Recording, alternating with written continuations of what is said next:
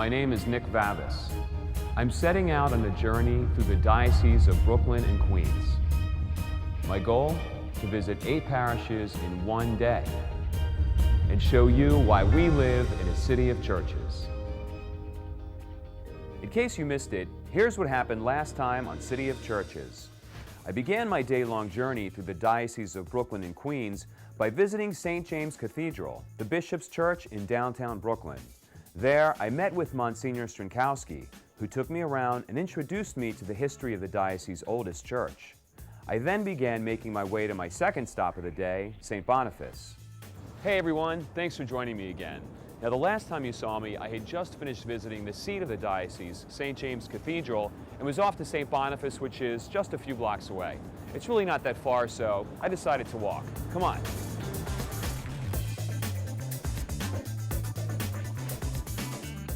I'm actually walking past the New York City College of Technology, which is part of the CUNY system, the City University of New York. The largest urban university in the United States, CUNY consists of 11 senior colleges, 6 community colleges, a doctorate-granting graduate school, a journalism school, a law school, and the Sophie Davis School of Biomedical Education. CUNY began its existence way back in 1847 as the Free Academy. It was founded by Townsend Harris, and it was meant for the purpose of extending the benefits of education gratuitously to persons who have been pupils in the common schools of the city and county of New York.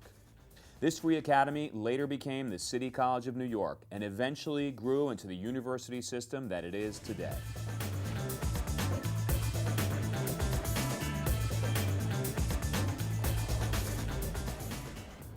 We're walking through the Metro Tech Center. It's a really great outdoor public space. In the winter, they have Christmas trees lit up and there's bands playing in the summer.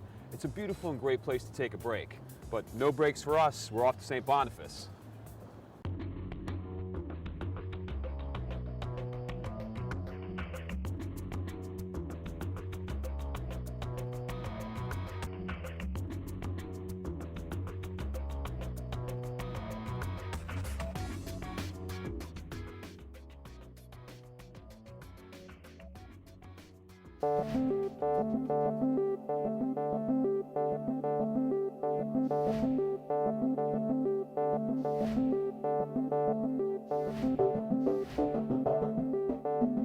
Father Joel, one of the first things I noticed when I walked into St. Boniface was this statue to my right. Can you show this to me and tell me a little bit about that? Sure, Nick, would love to. This is actually a statue of someone very close to my heart and very close to the heart of the community that worships here at St. Boniface. It's of St. Philip Neri, who was the founder of the Oratory, a religious community we call the Oratory. And St. Boniface is actually supervised by one of the houses of the Oratory right now and has been since 1989. Philip is known as the Saint of Joy. He was known to have a particularly good sense of humor. He was also known to be a very warm person, both spiritually and physically. And as a matter of fact, you may notice that the habit that I wear is very similar to the habit that he's wearing in the statue. He's got his, the upper bit of this cassock sort of unbuttoned because he was known, very quite literally, to kind of overheat. And so he used to wear his habit sort of opened a little bit at the neck so that he could cool off a little bit. Okay. It was also known to have a particularly warm heart. Very warm-hearted kind of saint. He's holding a book which has one of his sayings on it, "When shall we begin to do good?" He used to tell all of the people that he knew in Rome in the 1500s, whenever they would go out and do good works in the hospitals and on the highways and byways, when they would come back and report to him all the stuff that they had done that day, he said, well, okay, that's good, but when shall we begin to do good? As a way of goading them on, sort of continue to do good things. Continuous acts of goodness. Yes, yeah. And then, of course, the other major thing I noticed when we walked in was the etched glass between the narthex and the church itself. Can you tell me about this? Absolutely. We realized, because we have a very pretty building here, but it's also a very small building, that there were times and places when we needed a kind of wider access for people to come in when they worship. And then there were other times when we don't need as much space in the nave of the church, in the main body of the church. We began to sort of think through how we wanted to use the building and how we could use the building. The idea of having this glass screen came up. You'll see that it's etched in such a way as to copy a lot of the arches of the stained glass windows and various other sort of images. There's sort of rondelles there at the top, and and various other things. And it's very useful for us because it blocks off the nave from this narthex area, which we can use as a gathering space, so that we can kind of separate it when we want to. I also noticed that in place of benches or pews, you have individual chairs. Yes. Is that something that the original idea was to do just that, or did that come about because of some other reason? We ended up by having to replace the seating that was in the church originally because the kneelers of the original pews were all broken, and we needed to kind of... Uncomfortable? From what I understand, very uncomfortable. Okay. So chairs came up as a good idea because, again, it's a small church, and this means that we can rearrange things occasionally as necessary. Sure. Gives us a bit more flexibility. Excellent. In using the building. I'm looking at these glass, I guess you'd call them tiles. The rest of the floor is tiled. This one happens to be made of glass. Tell me about this. Why is that unique? Well, it's traditional in Catholic church buildings very often to have Stations of the Cross, 14 set spots which follow the way of Christ to the crucifixion. And very usually they'll be on the wall of a church so that the faithful can kind of stand and observe them and pray with them, or that during liturgical celebrations you can walk from one station to the next. In our church building, we realized that really the beautiful aspect of it is the stained glass windows that line the nave. And so when we started the renovation process, we wanted to make sure that we didn't detract too much from the stained glass. And the idea came up of taking the model of some places in the Holy Land where there are, in fact, stations in the ground. What's artistically very interesting and beautiful about them, though, to my mind, is that if you trace the way of the cross through these stations, most often you are observing the scene through the eyes of Christ himself. There's actually 3 layers of etched glass. One layer has a scripture passage that was appropriate to whatever that moment is. Right. Another layer is kind of the foreground of the scene, the very sort of present one. And then another layer is kind of the background. You may see there's a kind of a ghost image there. So do you have to look at it from a certain perspective? Do I have to stand in a certain place to... Not particularly. I think you might find yourself oriented properly if you're at the head of it. Sure. Tell me about this statue of the Virgin Mary.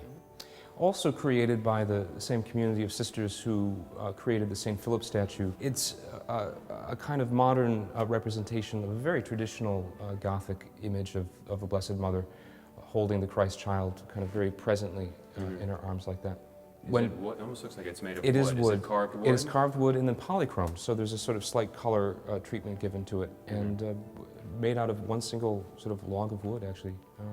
Is there anything unique about this particular, the way she's posed or standing, that's unique to this statue? Or you said this is sort of a modern It's a rendition? sort of modern rendition of a very traditional medieval kind of pose. What does sort of bring the modern era into us, though, especially here in St. Boniface, we have an artist in the parish by the name of Alphonse Borisevich, who does a lot of canvases and sort of uses a lot of religious imagery in his contemporary art. And this canvas, which is behind the statue of the Blessed Mother, is meant to reflect, it's done by him, but it's meant to reflect kind of her. So it's sort of interesting to see medieval art, but also with a modern kind of background to it. And the handcrafting is really exquisite. Yeah. I'm looking at some lyrics behind here on a mural. What can you tell me about that? Well, when we got the statue a number of years ago, we, as a way of celebrating the dedication of the statue and sort of welcoming the statue to the church, 2 of the members of the Oratorian house here that wrote a hymn to Our Lady of the Oratory, as we call the statue. One member wrote the lyrics, the text, and the other wrote the tune. And that hymn was actually sung at the celebration where Bishop Daley, who was Bishop of Brooklyn at that point, came to dedicate the statue. And so, how long ago was that? Gosh, that was maybe 14 years ago. 14 years ago? 14 years ago, 13 And you or 14. played a part in that? I did. I was actually working as the organist in the parish. Oh, you were? Way back then, when I was young. And so our artist here in the parish, Alphonse, wanted to incorporate some of that creative effort on the part of the Oratorian fathers and brothers in his own work. So that's actually what you see here. Now, if you're trained in reading music, however, you might be a little shocked by the musical notation. Because the pitches are Which I am. I'm trying to follow exactly how the melody would go. You would know better than I. Pitches are all correct in terms of their placement on the staff, but the artist, he kind of reversed whether the note should be filled in or not filled in, he reversed it. Okay. So if you're actually trying to sort of put it together with a meter, it really won't work out. Work. Yeah, it won't work out. So this is basically a snapshot of that. Yes. Albeit reversed, yes. as you had said. Okay. I tell you what, Father Joel, there's so much more I'm dying to see inside the church. I'd love it if you could give me a tour, maybe tell me some more things about the history, about the architecture and the parish. Would love to. Great, Would I'll love follow to. you. Great. Okay. Good.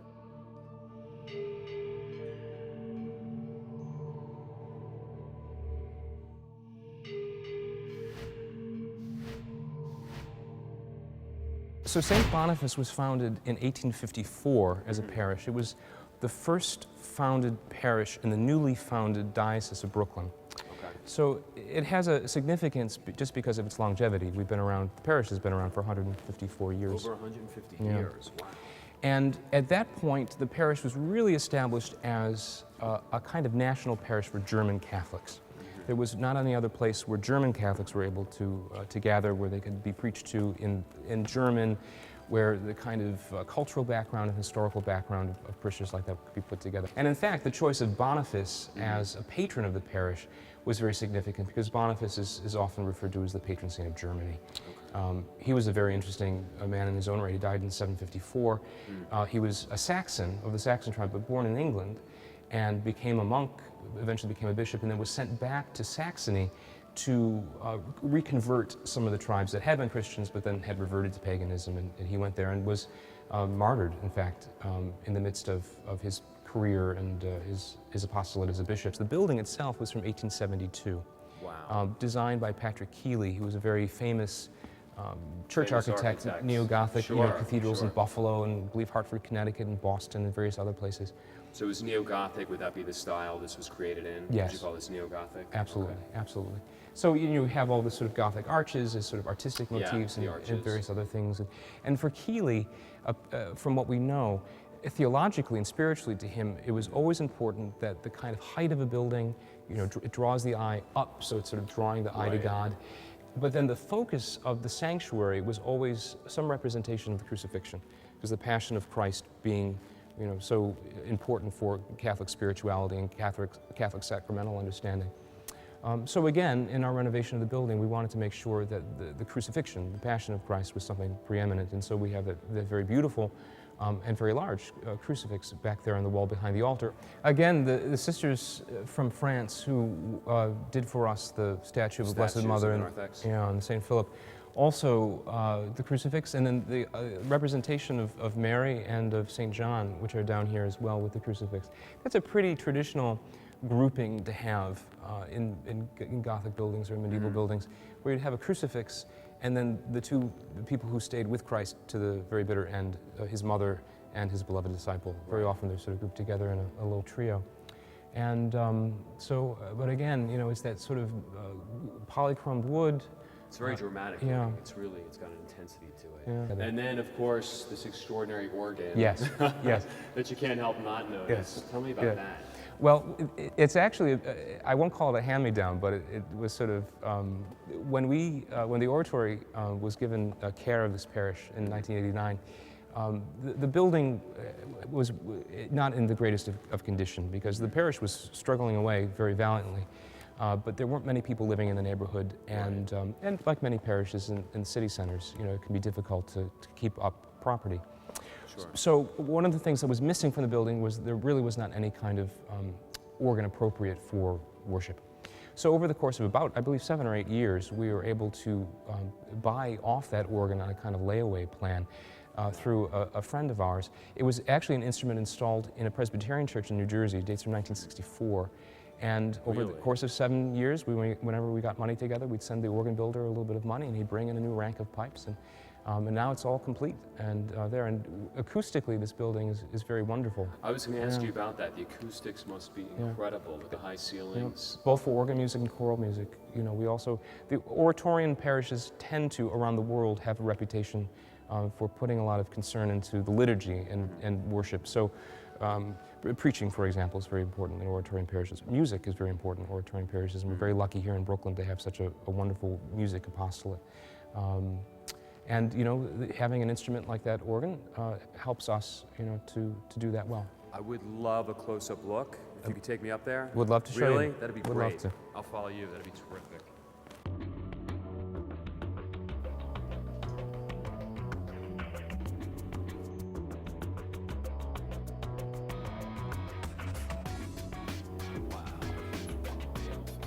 this is the inner workings of the organ. Oh, amazing.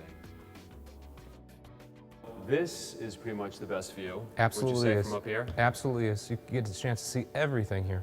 On a Sunday morning, at our 11:15 Mass, which is our solemn Mass, we would have our organist and our choir master and our choir of about 25 to 30 singers who spend a lot of time working up here and providing us with the opportunity to pray better through music. Oh, but it sounds amazing. It does, yeah, it does. And it's again, acoustically, it's a wonderful building because it's alive enough that the sound is warm and interesting, but it's not so alive that you lose a sense of text or So it doesn't overwhelm you and deafen you. And not at all. I know you have some history in music and you studied music, as you told me. Yeah, I did. Yeah, I did. So I'm going to put you on the spot. Happy. Play a little Well, for I'll me? be humble enough. I'll try to Would be you humble mind? enough to do it. Not at all. Great, Yeah. great.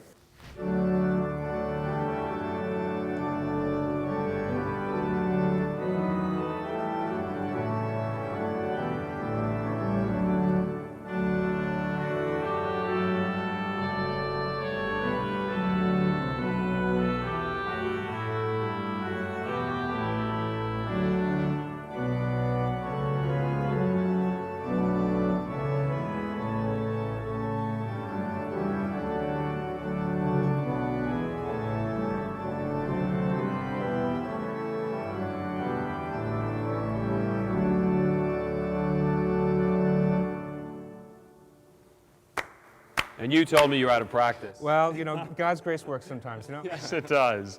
I don't know how you play this instrument. I'm watching you play it, and it's so complicated. There's buttons, there's pedals, it's so unlike the piano I grew up with playing. I played a lot of video games growing up, so, hand-eye So that must have coordination. helped. Okay, there you go. I wasn't aware of all your talents. Well, Father, thank you so much. I appreciate it. The history you gave me and the music you shared with me, really, it was definitely interesting, educational, and at a great time. Great, Nick. Thank you Really for did. coming. Thank Good to meet you. Absolutely. Good luck to you, too. okay? Thank you. Good, thanks.